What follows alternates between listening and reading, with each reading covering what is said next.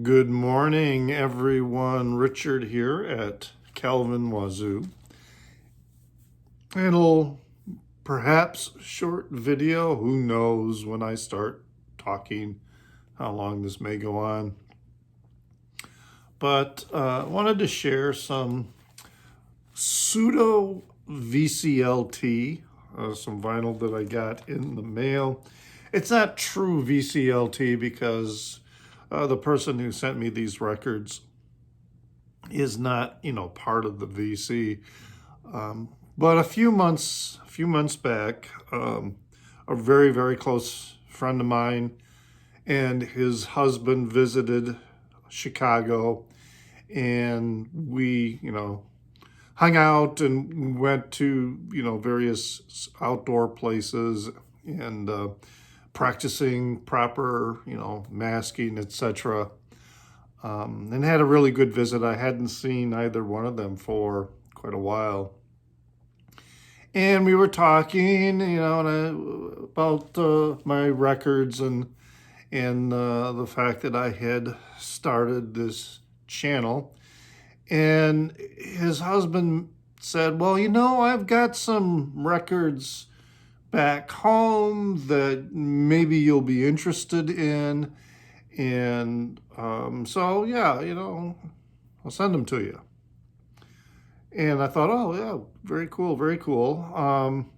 Then didn't hear from them for quite a while. And then I just got this package in the mail. So there'd been enough time had passed that, the package caught me by surprise, as I hadn't ordered anything, wasn't expecting any packages. And then when I opened, I saw what it was. There were 3 records in the package. I'm only showing 2 because these 2, they're both jazz recordings. The other one I may save for another time. It was a really good recording as well. But the 2 jazz recordings that he sent me, I thought I would talk about them because I don't talk a lot about jazz much, on this channel. And it is a very key, significant portion of my collection. So anyway, start off with the first one here, all right, is Thelonious Monk Crisscross. And it's got the stereo 360 sound, Columbia, mastered from the original analog tapes by Bernie Grundman, pressed on audiophile grade 180 gram vinyl at Palace in Germany, limited edition, 2,000 copies, blah, blah, blah. I have some Thelonious Monk, and I thought, oh, this is cool. I don't have this one. So here's the front cover again.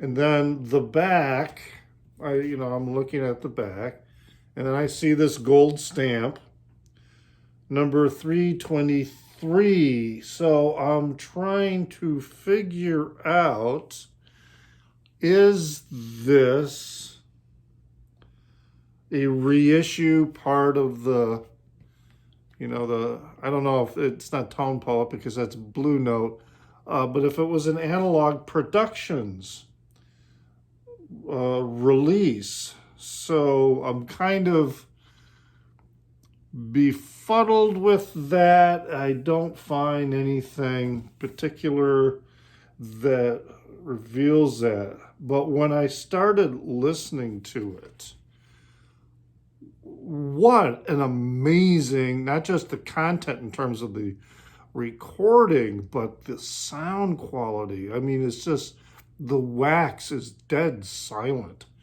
And really, really great songs on here. And the piano playing.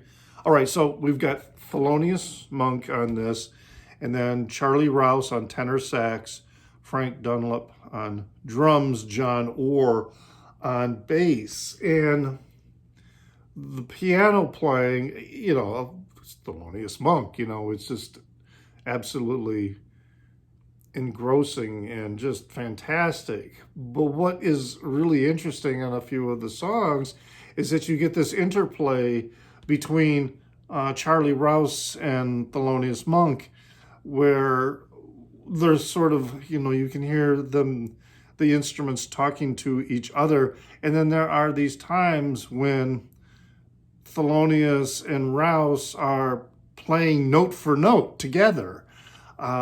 It's just really quite amazing, beautiful sounding recording. I was really quite pleasantly pleased with this. Going to be listening to it a lot more because it's just the piano playing and the sax accompaniment are just genius. It's the Single Eye Columbia label. But yeah, it's just an amazing sounding, high quality pressing. Of course, it is pressed in Palace, Germany, and German pressings are, in general, pretty freaking remarkable pressings. Now, the other one that they sent me, this is also a German pressing, and it's Wynton Marsalis Black Codes. And I didn't have any Wynton Marsalis prior to receiving this. Of the Marsalis family, they're enormously talented, but for some reason, in about the 1970s or 80s, I picked up this bias against Wynton Marsalis. And I think it was because I felt like he was a little more commercial maybe than the other Marsalis brothers. I still have a couple CDs of Branford Marsalis, and I really enjoy his stuff. But yeah, I never picked up Wynton Marsalis, and I'm not so sure. Maybe it was because he was a Grammy winner, and sometimes I feel like Grammy nominations are not always as closely as connected to the quality of the recording and performance, but more of a, I don't know, popularity kind of thing. I just kind of had that bias. So anyway, he sent me this. It says it's mastered from the original analog tapes by Bernie Grundman. And again, it's on I'll pull this out, a Columbia label. All right, very nice wax. And I started to listen to it. The players on here include Branford Marsalis is playing on here, the soprano and tenor sax, Jeff Watts on drums, Charnette Moffett on bass, Kenny Kirkland on piano, and Ron Carter plays bass on the song Oral Oasis. So I gave this a listen and I was like, wow, again, not just a super high quality recording and pressing, but the music was just, it was thrilling. It was just really beautiful. Still listening to this, and I love the cover photo. This young black boy here, he's in school. Here's the trumpet for Wynton Marsalis, and then up here is on the blackboard, on the chalkboard, it's like they're talking about history and the 3/5 compromise. And then you can see how that part was kind of erased, and then the title of the album is written in there, Black Codes from the Underground. Very poignant, great photo cover, but also very poignant in its message being relayed. And so this was recorded. It has some information about the different studios that the tracks were recorded on. But yeah, this is really, really pleasant surprise. As I said, I had this bias against Wynton Marsalis as being, in my opinion, kind of being a sellout. And so I never bought any of his releases. And nice, this is the inner sleeve.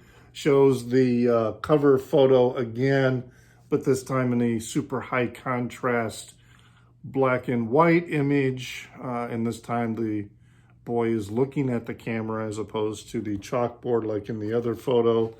You know, even that in itself, the smudginess in the high contrast of the photo, very, very meaningful in that presentation. So yeah, this is a 2014 Columbia Records reissue, and he's got the I haven't read this yet. I mean, I only recently got this and have given it a few listens, but I need to read this information on here. Written by Stanley Crouch. Kind of sounds like, isn't Stanley Crouch, isn't that the name of the character from the Ministry of Magic from Harry Potter and the Goblet of Fire? It's Crouch, but I can't remember if it was Stanley. Anyway, that's just a distraction. So yeah, I'm gonna start taking some more peeks at Wynton Marsalis's catalog. This is a really, really great recording. And again, the pressing on this is just outstanding sound and beautiful wax. So yeah, I've got my jazz collection. The volume, the size of it is roughly the same as my Frank Zappa collection. I have them on two cubicles over here to my left, to your right, and yeah, two cubicles that are nearly filled with records.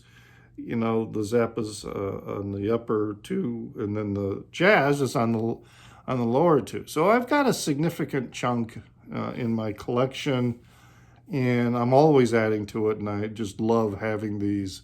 So if you have any recommendations, particularly for Wynton Marsalis, please leave a message, a comment in the Down Under. I would appreciate that.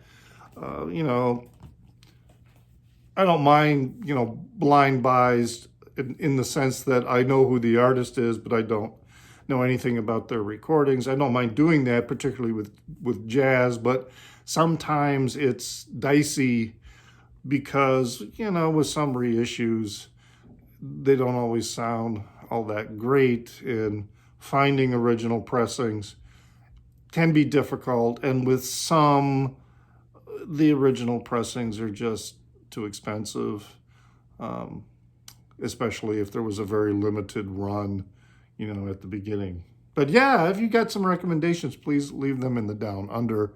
I hope you enjoyed this. I'll be planning or hoping to do some more about jazz. And remember to pray for the people inside your head, for they won't be there when you're dead.